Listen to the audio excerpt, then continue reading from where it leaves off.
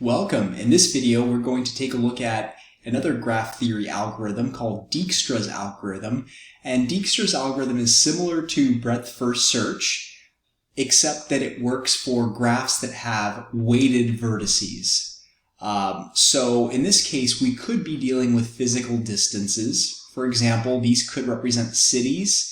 All the vertices could represent cities, and the numbers or the weights on those edges could represent the distances to those cities. They could represent the amount of time it takes to complete a task, and maybe certain tasks are required before others can take place, and you want to know what's the fastest route to getting G done.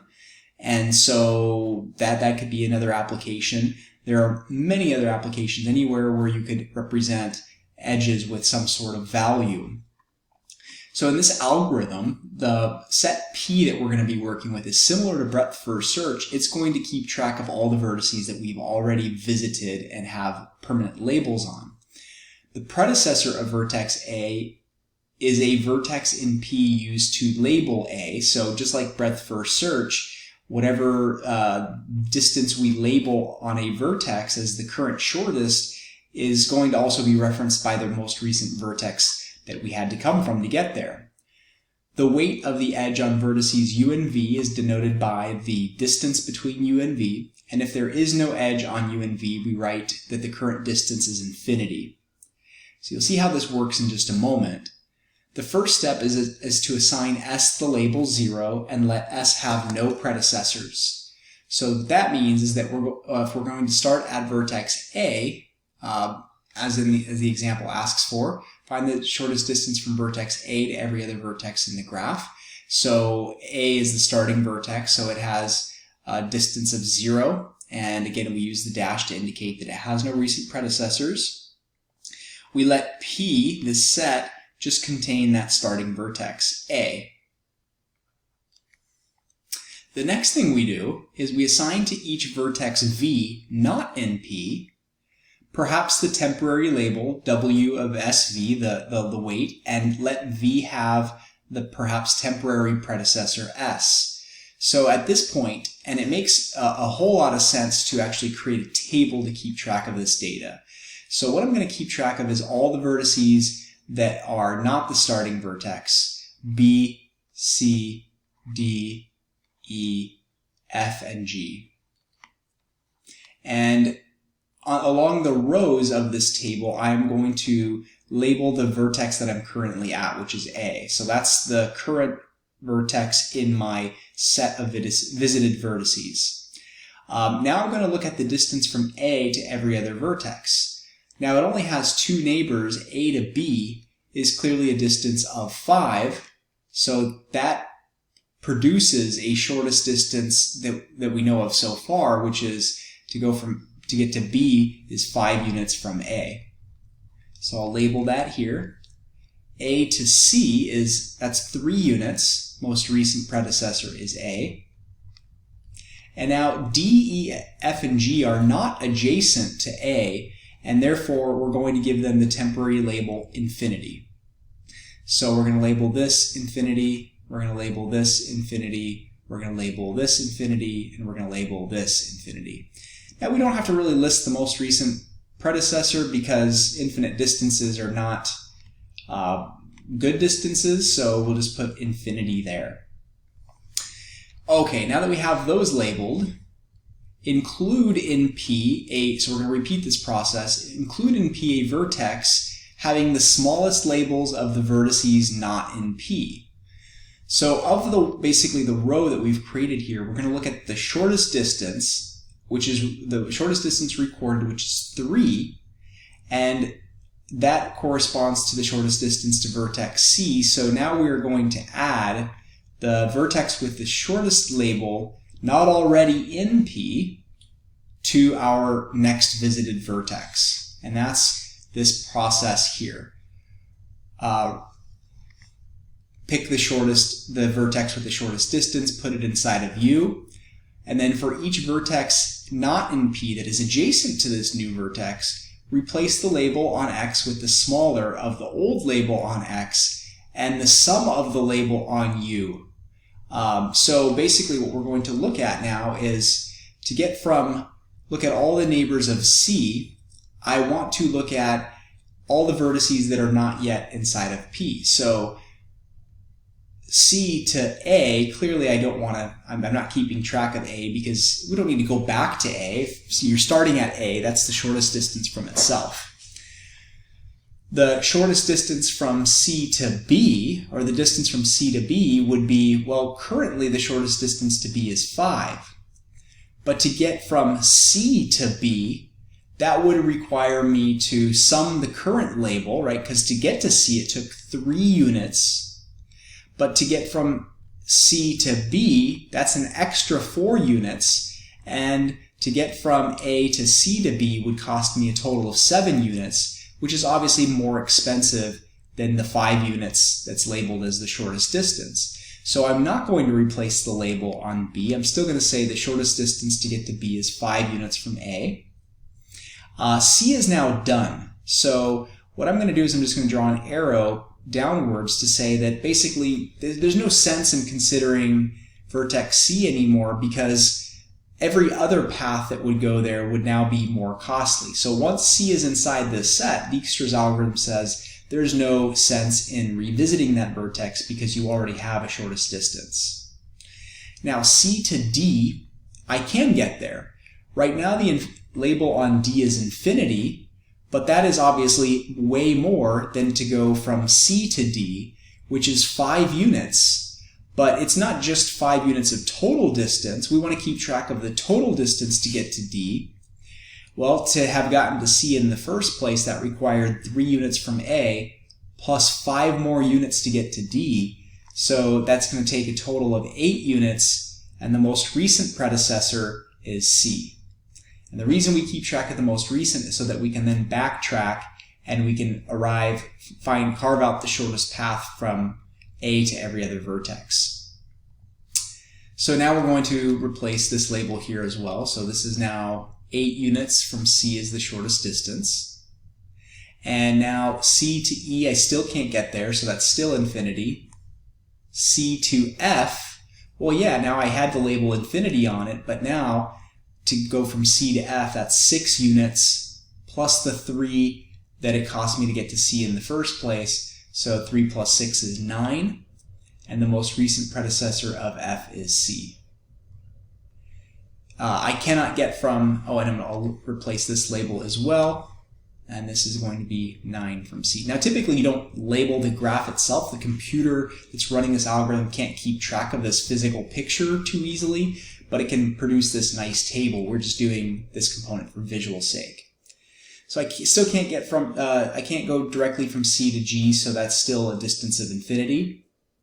Now what I'm going to do is, of the distances that I have marked now, the shortest one is 5. That corresponds to vertex B. That means I'm going to add B to my list, and you can see that basically this table is doing all of the work. We're just kind of keeping track of what's happening here in the table in 2 different additional forms. So B to B, obviously now we're done with B now that we've added it to the list of visited vertices. So the shortest distance to B has already been established. The shortest distance to C has already been established. There's no sense in trying to go back to B now because now it would cost us more. So B to D, well, I can get from B to D. I see that the shortest distance to D right now is 8 units. But to go from B to D, that would require 6 more units in addition to the 5 units that it took to get to B in the first place.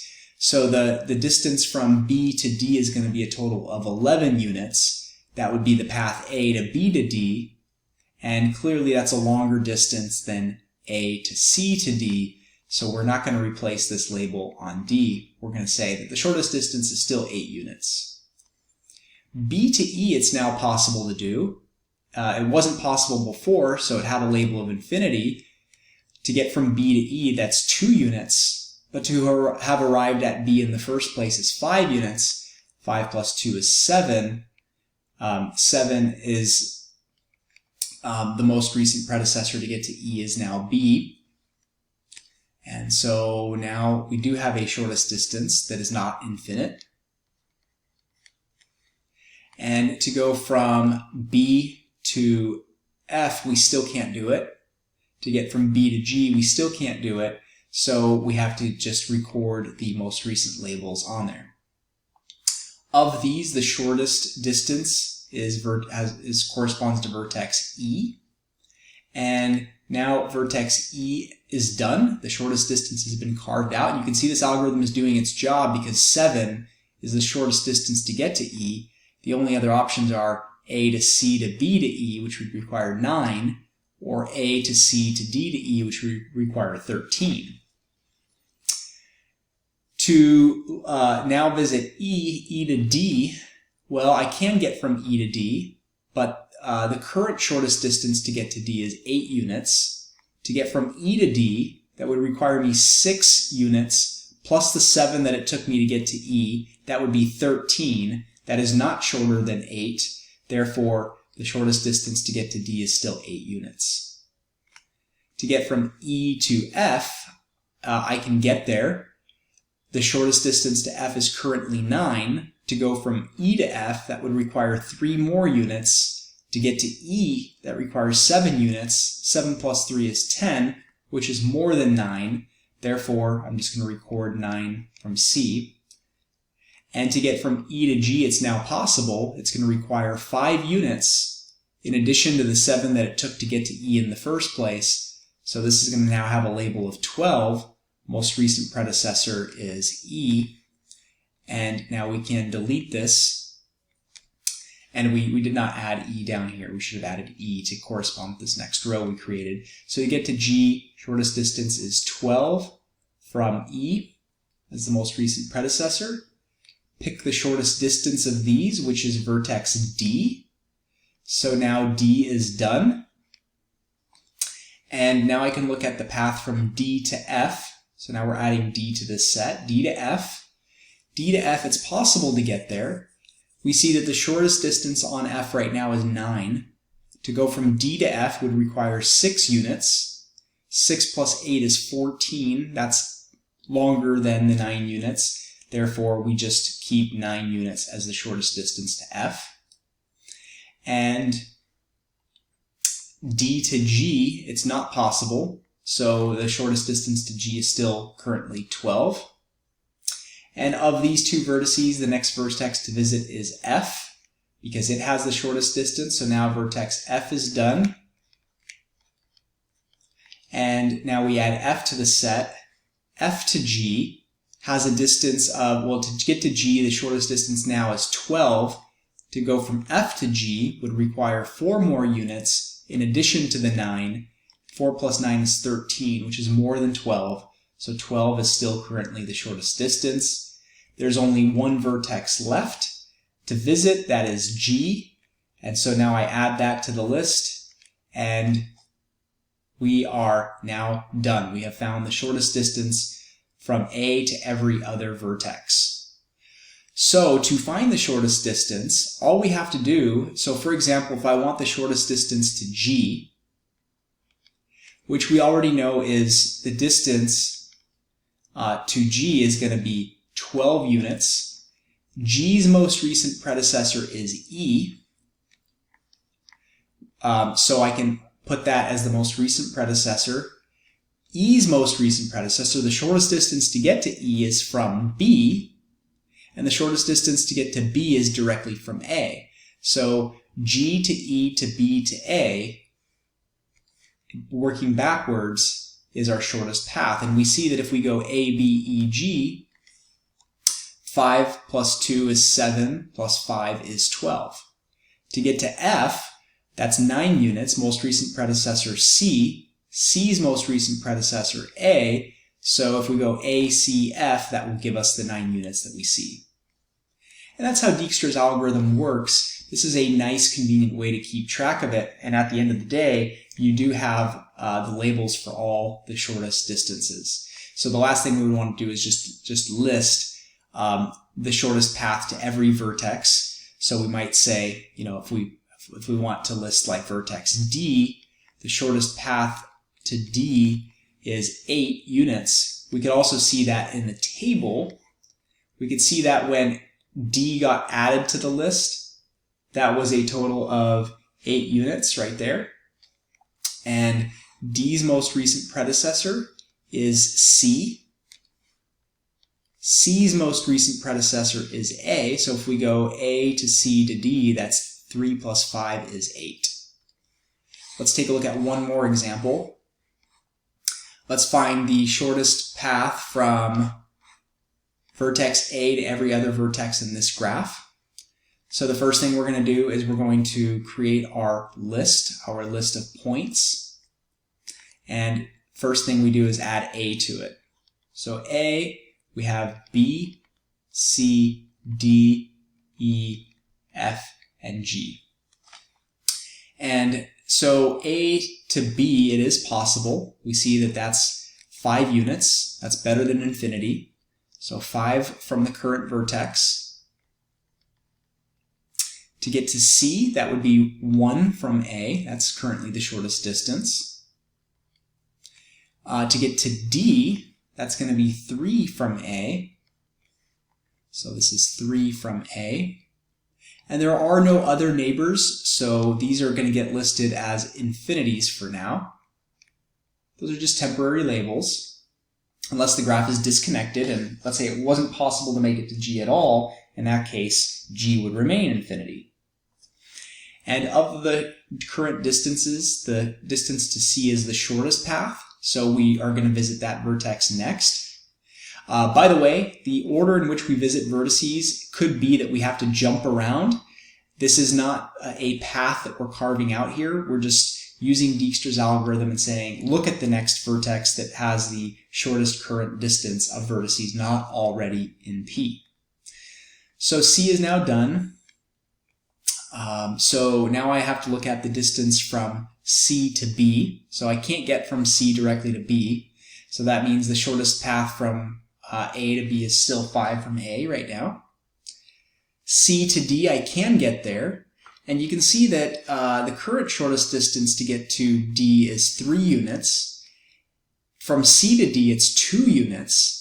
But to get to C in the first place, that's 1 unit. So whether I go A, C, D, or A to D directly, it's still going to cost me 3 units. So a tiebreaker, usually we don't work on breaking the tie, we just leave it if it ties with the current path that we're looking at.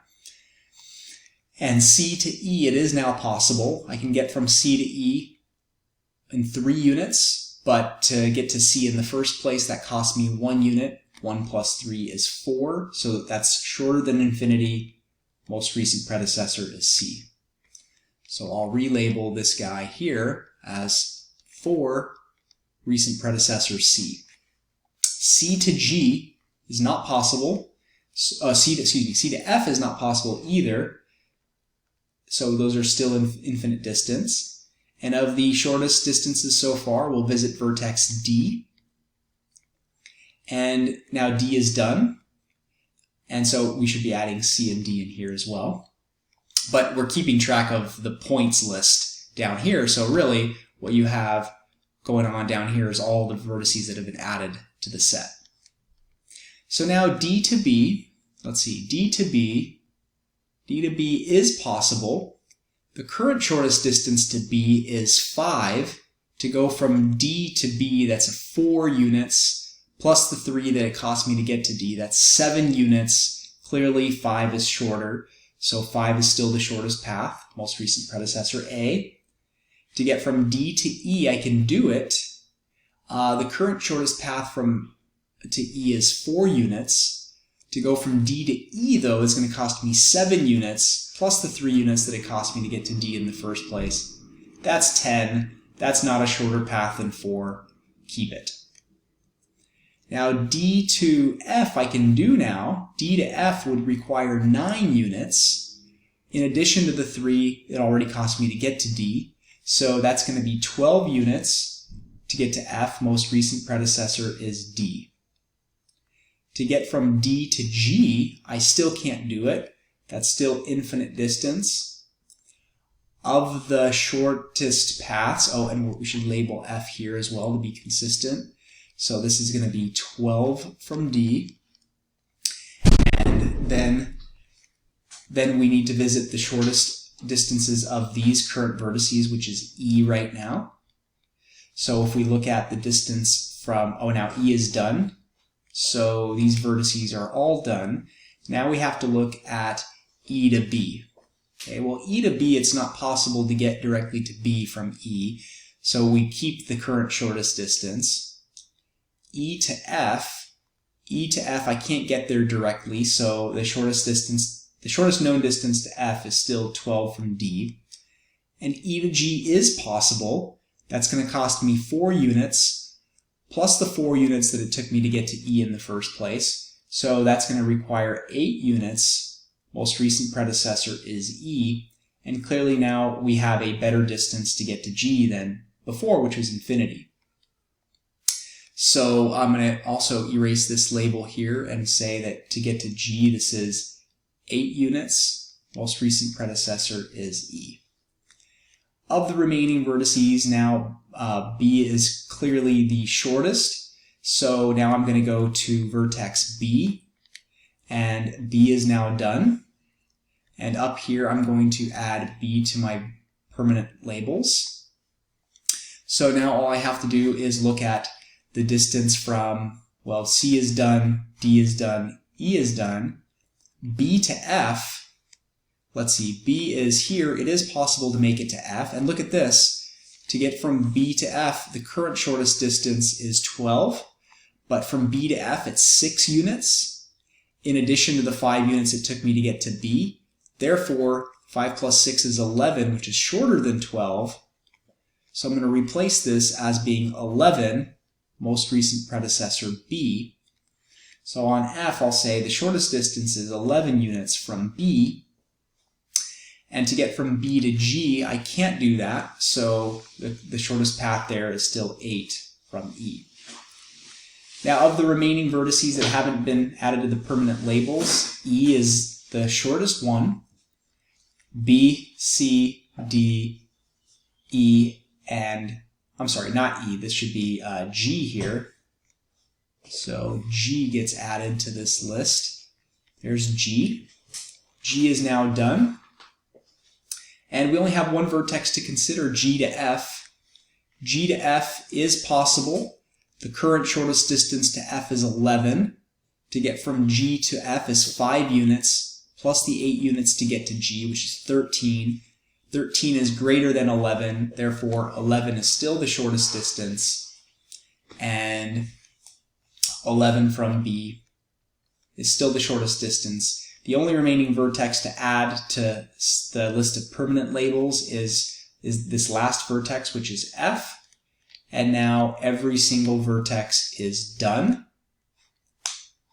And one thing we could do here as well is list those, just have those distances available.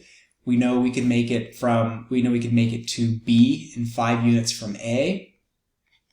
We know we can make it to vertex C in 1 unit from A.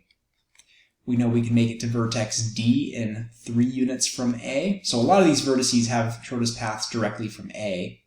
To make it to E, the shortest path is 4 units from C, 11 units from B, and 8 units from E. These are all the shortest distances to get to every vertex.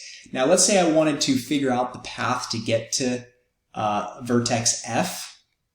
Vertex F, I know, has a distance equal to 11. The most recent predecessor of vertex F is B, so I'll list B. The shortest path to get to B, is in this column, so that is 5 units from A, and so A to B to F. If I look at A to B to F, that is my shortest path, which is 5 plus 6 is 11. To get to G, that distance is 8. And the shortest path to get to G, we know, is 8 units from E. E, which is B, C, D, E. The shortest path to get to E is 4 units from C. And vertex C, the shortest path to get there, is 1 unit from vertex A. So the path ACEG gives me a distance of 8. 1 plus 3 is 4, plus 4 is 8. And this is exactly how Dijkstra's algorithm works.